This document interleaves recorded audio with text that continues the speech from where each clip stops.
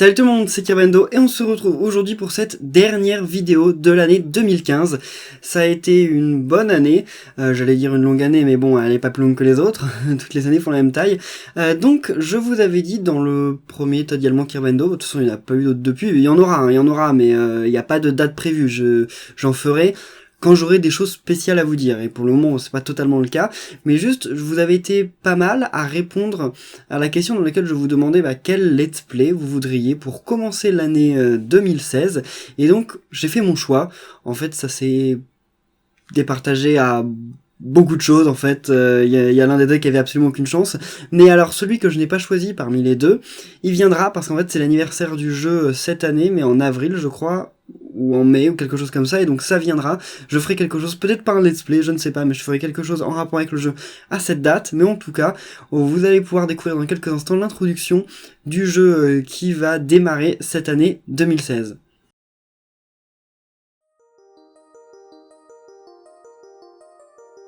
Aujourd'hui,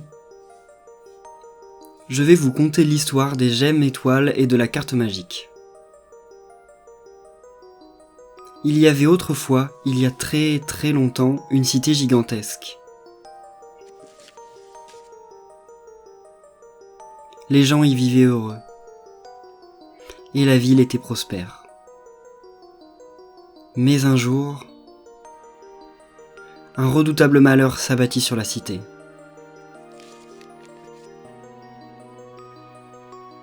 Le ciel s'obscurcit subitement et le sol trembla. On évoqua la fin du monde. Une nuit, la ville sombra tout entière dans les entrailles de la terre.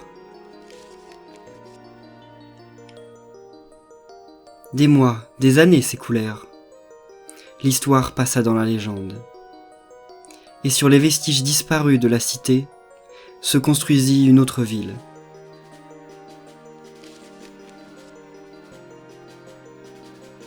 Ses habitants racontent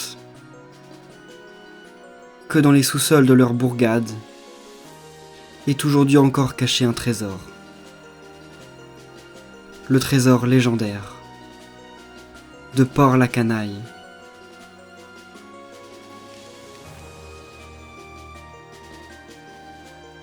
Voici donc l'histoire d'une quête, l'histoire du trésor légendaire et de la carte magique de la ville maritime de Port-la-Canaille.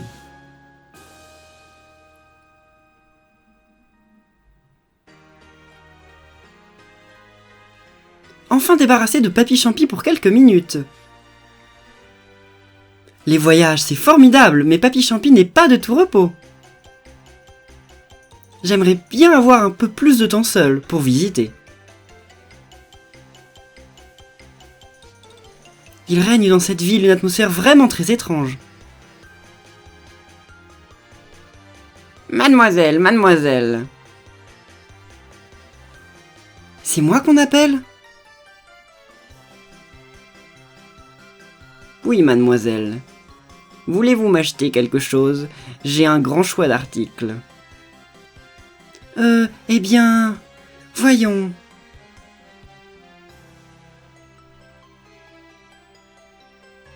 Ce coffre est très joli. Y a-t-il quelque chose à l'intérieur ? On raconte qu'il y a la carte du trésor légendaire à l'intérieur, mais... que seule une personne au cœur pur peut l'ouvrir. Moi, par exemple, je n'ai aucune chance d'y arriver. Ah bon ? Oui, si vous parvenez à ouvrir ce coffre, ce qui est à l'intérieur est à vous. Moi, de toute façon, je ne peux pas l'ouvrir, alors il ne me sert à rien. Allez, mademoiselle, prenez-le pour voir. Eh bien... Allez, j'essaie de l'ouvrir.